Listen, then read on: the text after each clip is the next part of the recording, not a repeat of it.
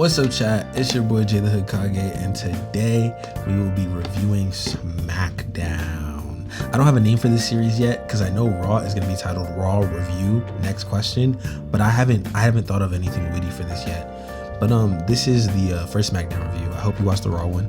It was pretty good. I'm gonna try and make these every week. I might include NXT sometimes. I'm not the most consistent NXT watcher, even though there's a lot of people on that brand that I really love. But yeah, I'm also gonna sprinkle in AEW sometimes when I feel like making reviews on it. I do watch AEW pretty consistently, but I don't know if I want to review that product, if I'm being honest, because there might not be a lot of things to say about it from week to week because it's not the best, at least consistency wise. So the first segment of Smackdown was a Jey Uso and Cody Rhodes promo.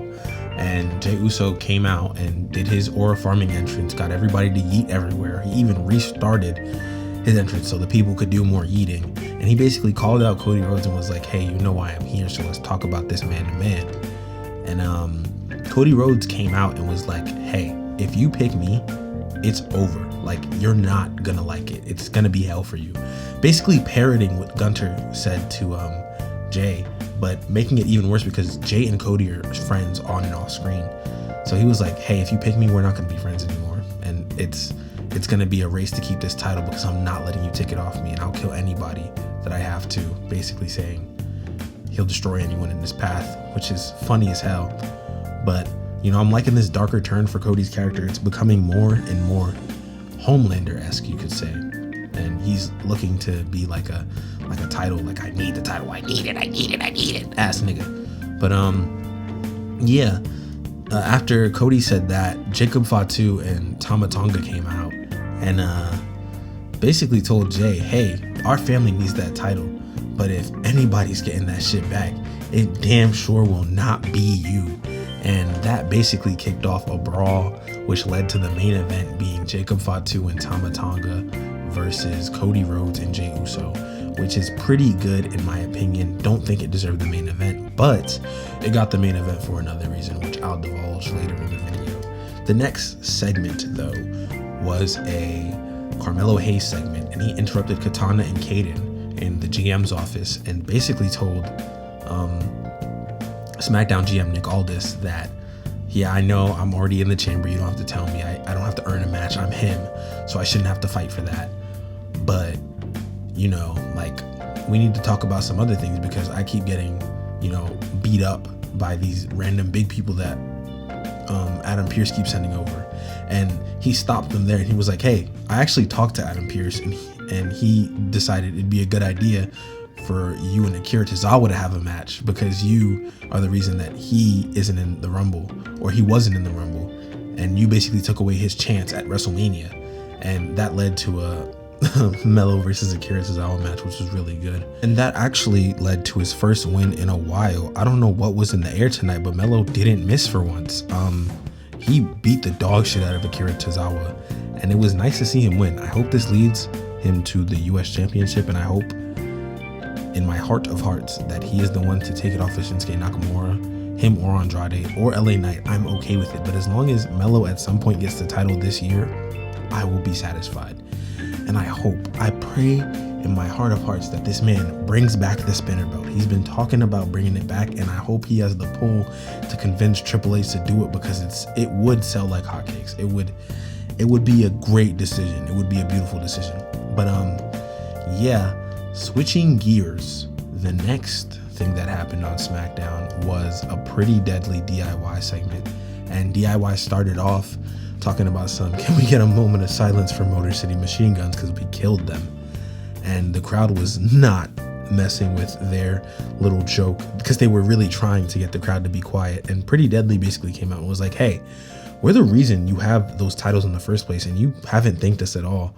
And SmackDown GM Nick Aldis came out and was like, yeah, I agree, actually. You know what? I don't really like you guys, but if you can get one over on them clean, I'll let you get a title shot. And basically made DIY wrestle in their street clothes, and Pretty Deadly won. And it's great and nice to see Pretty Deadly actually get a W for once. You know, Pretty Deadly's on my screen. They have a great theme song, one of the only not shit Death Rebel theme songs. And they gotta win. I hope this leads to, you know, a pay-per-view tag team match. Like, keep up the consistency of that, but you know, I can't ask for much.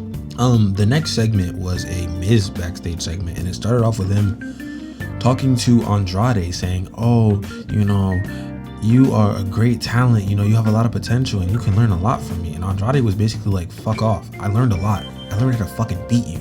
And that was really badass, because I do not want an Andrade Miz stable. That would be horrible and a bad idea. Please don't do it, Triple H, if you're listening. Basically, the nigga just tried to manipulate Andrade, and then Cody Rhodes walks up on him, and Miz is like, oh, these youngins don't have any respect, you know, Cody, I always got your back. And Cody was like, I don't need your help, Miz. And Miz basically spent the rest of his time on TV trying to manipulate Cody Rhodes into hating Jey Uso. He was like, oh, you know what those titles do to friendships. You've seen Kevin Owens and Sami Zayn. You know that there's no friends when it comes to that title. So you better watch your back.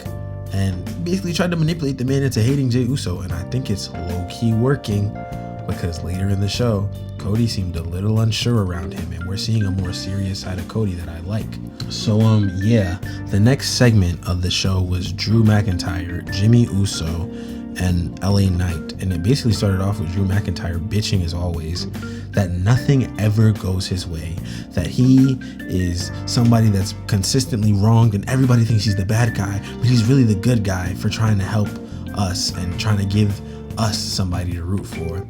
But Jimmy Uso interrupted him and was like, hey, stop dwelling in the past. You're too busy bitching to realize that you've been given opportunity after opportunity and you still haven't won or kept the titles you've gotten. And he was like, oh, I'm coming to take back what was taken from me, what was robbed of me, and basically just complained that entire promo. And then LA Knight came out and looked at the camera and said, hey, little boys and girls at home, it's okay to cry, except for when you're Drew McIntyre, and basically continued piling on him again and called him a bitch.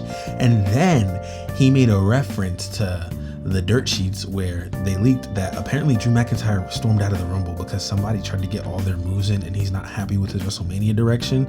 But LA Knight said, oh, let me get all my stuff in, and then did the LA Knight, yeah, and the fucking match started. And my God, can I say that all three of these men are phenomenal wrestlers. LA Knight and Jimmy Uso were the standouts because I don't think anybody ever doubted Drew McIntyre's wrestling ability.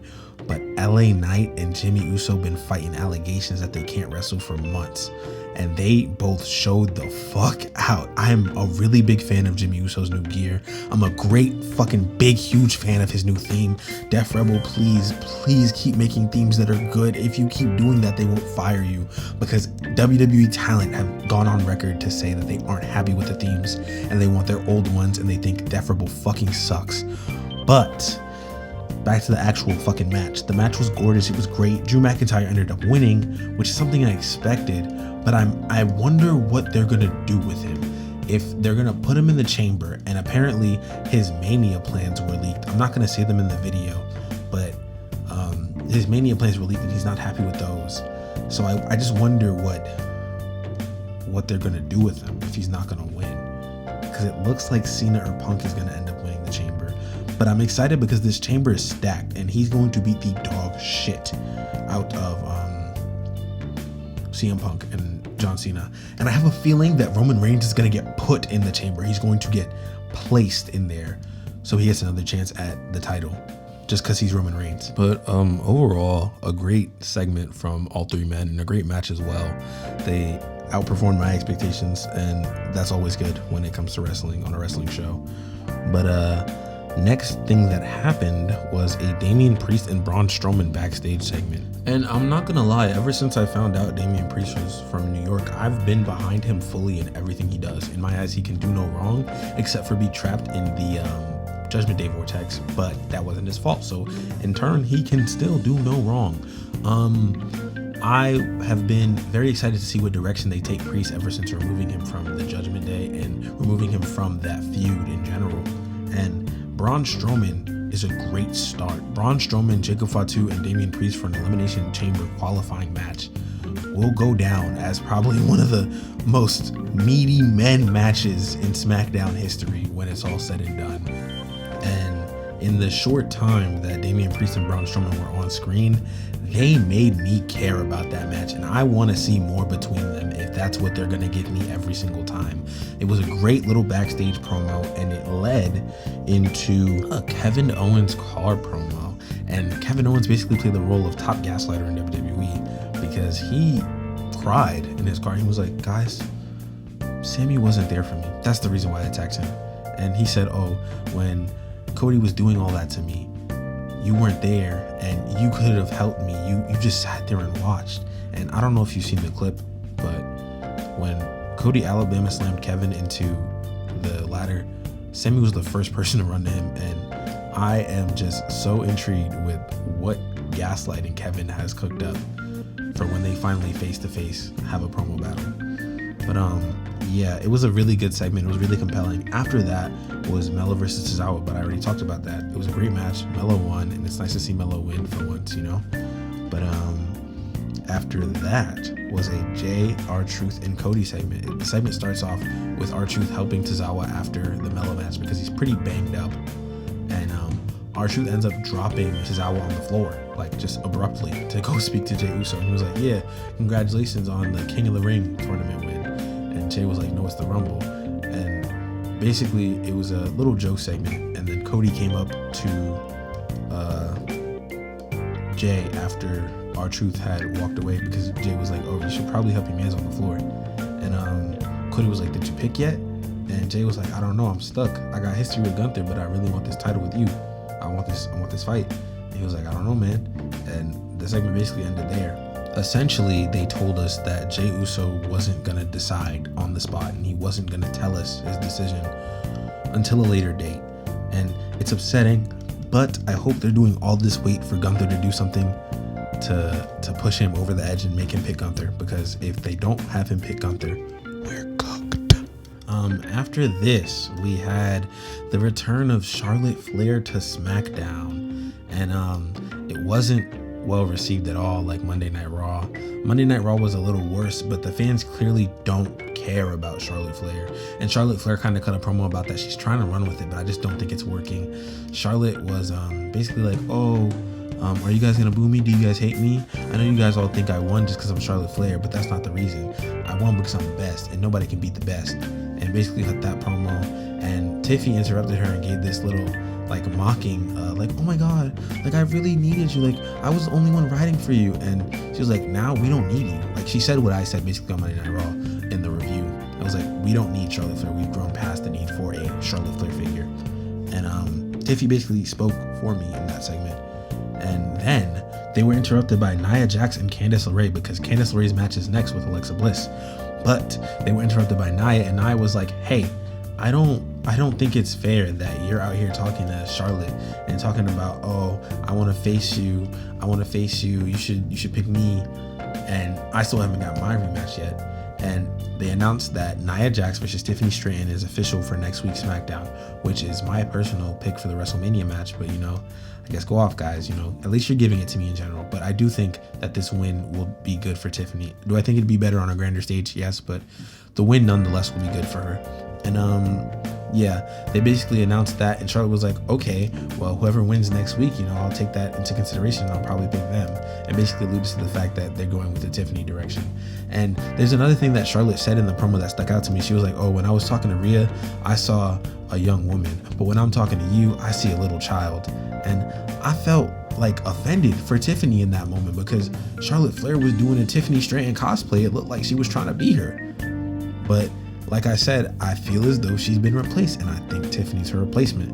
But yeah, directly after that was the Alexa Bliss match with Candice LeRae, and it was a great match, man. It's great to see Alexa back. I like her new theme. It's pretty good. You know, Def Rebel's doing pretty good on SmackDown, but on Raw, it's another question. But her theme is pretty good. She's clearly a part of the Wyatt Six stable in some way. She's going to be connected to them in some way. They just haven't gotten into the nitty gritty of how she's going to be connected to them, but she's coming out with a Bray Wyatt gear. She still looks like the scary version of herself, and she has the doll still, so she's clearly connected to them in some way. It was a great match. It was an Elimination Chamber qualifying match as well, and she ended up winning. Alexa Bliss first win back. I'm very excited to see what direction they go with her. You know, overall phenomenal wrestler, phenomenal match. Candice LeRae did great as well. Not to slight her in any way by not mentioning her, but she did great. But I feel like the thing people were looking forward to in this match was Alexa Bliss's first match back. Candice LeRae is a great talent, and I hope that she ends up winning a women's mid-card title and ends up getting a world title run at some point as well. But I think right now they're going in the direction of Alexa Bliss, and she might end up winning the Chamber. I don't know. You heard it here first though. But even if I don't know if she's gonna win the Chamber, because Io Sky should win the Chamber, but Io Sky hasn't made it to the Chamber. She lost her qualifying match, but I think they're gonna do last chance qualifying matches.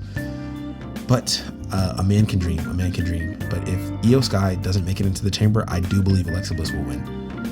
The next segment was a Piper Niven and Chelsea Green backstage segment with Byron Saxton interviewing Chelsea, asking her if she was ready for her Elimination Chamber qualifying match, basically planting doubt in Chelsea's mind and planting seeds for a breakup, because Chelsea Green hasn't been treating Piper the best. Like, she's been treating her like shit and treating her like her personal security. She was like, oh yeah, I'm ready, until BFAB and Mia Yim walked up on her and was like, hey, we don't like the way you've been treating us, so watch your back. And Piper was like, how many people hate you, Chelsea? Because Chelsea went on a little rant about, oh, I told you to do a security detail before we got here. And it was basically just really funny and really great to see them planting seeds between those two. I hope this actually leads to a turn. Unlike Grayson Waller and Austin Theory, where they have been teasing a turn for 20 years, yet seem to not want to commit enough to do said turn. But yeah. Editor's note, Jthk, I completely forgot to add the match between Piper Niven and Bianca Belair. This happened so early in the show. It actually happened before the Mellow segment I mentioned. But their match was great. It was a great build to Elimination Chamber. It was a qualifying match, and Bianca Belair ended up winning. And I think they planted seeds in that match for the Piper Niven and Chelsea breakup as well. I'm excited to see where that goes, as I was saying before. And also, I'm intrigued to see what they do with Bianca, because I think, and you can quote me on this, that Bianca Belair is going to go to the Chamber and she's going to lose because of Jade Cargill, because Jade Cargill has been out for an insane amount of time. And I think at this point, it's pretty clear that either Naomi or Bianca attacked her, or they both were in on it. So I'm excited to see where they go with that. Back to the video. I'm so sorry. The segment ended with Zelina Vega walking up on Chelsea Green saying, hey, I want that title too. And I think it's really good. It's great to see Zelina Vega away from the LWO. I say this because if they weren't going to push her as a mainstay wrestler, why put her in the LWO in the first place? I don't think she deserves that manager position. I think she's more than a manager. I think she's proven that she can wrestle. But yeah, it's great to see her on SmackDown and free and away from that. And I think they put her on SmackDown for the return of Malachi Black, which I think they've been hinting at and teasing for a while. But the next thing, it was another segment, and it was between the Street Profits with a vignette and the Motor City Machine Guns and Angel and Humberto and the whole El Delgado Phantasma. I think I said that right. I may have said it wrong. But first, starting with the vignette was very good. The Street Profits are very angry about Motor City Machine Gun basically giving away their title shot, and they attacked Johnny and Ciampa after the Rumble, after their win with crutches, and they're basically saying, yeah, we're back and we're pissed off, so you better be scared. And Angel and Humberto walked up on them and was like, hey, we want a shot. Like, you don't deserve it. You lost twice. So get to the back of the line. And it ended in their, grievances being taken to the ring. And I think that's good because it's a great way to build up the tag division. El Legado Fantasma doesn't get used on TV as often as I think they should be. I think Santos Escobar is genuinely a great singles wrestler. I don't think he's washed like everybody's been saying. I don't think Shinsuke Nakamura is washed like everyone's saying. I think these people are good and they just need to be used in the proper way. And if we're going to use them, that's great. I think the tag teams, especially in both Latino groups, can be used so much better. And yeah, I'm glad that they're finally taking advantage of that. The next segment was a Damian Priest video, basically, promoting the match next week in the Chamber, basically like promoting him, getting his stock up in the eyes of the fans, just putting him on our screens just a little bit more, which I think is great because I think they're priming him to be one of the bigger main event stars on SmackDown along with Drew McIntyre and the rest of the gang. But after this was the fated main event between Cody Rhodes and Jey Uso versus Jacob and Tama Tonga. And the match itself was a great match. It was a wonderful match. You could see, the tensions between Cody and Jay, and the new Bloodline's commitment to standing on business, especially with them being 2 members down, missing Tongaloa and Solo Sikoa. I think that Jacob and Tama Tonga are doing a great job of establishing this new bloodline as a deadly threat and force, and I'm so glad they started letting Jacob speak, because he's just cutting promo after promo and banger after banger after banger after banger after banger every week. So I'm really excited to see where Jacob goes, especially after this whole bloodline story, because I hope in my mind that Jacob will be the one to finally take back the Ulafala from Roman and win the title of tribal chief for the family. And I think that would be great for his character specifically. But overall, the match was great. They had some pretty crazy spots. Jay did a dive. They were doing all the usual whistles and bells, hitting all the same notes. But the ending of the match was very, very controversial, at least in my opinion, because it had the return of Solo Sikoa. Now, Solo Sikoa isn't necessarily like the biggest star on the roster, but in regards to the matches and the story that they've been telling, Solo basically did what Roman did, but came back in a quicker time frame. And I wonder what that means for Jacob and Tama Tonga. I wonder what that means for the new bloodline, because are they going to accept him, or are they going to turn on him like Solo did Roman? So, yeah. That was Smackdown. I don't think it was better than Raw, but I also do think it was better than Raw because I really liked the match content and I liked what they were doing. I liked all the segments. It was 3 hours and it was great.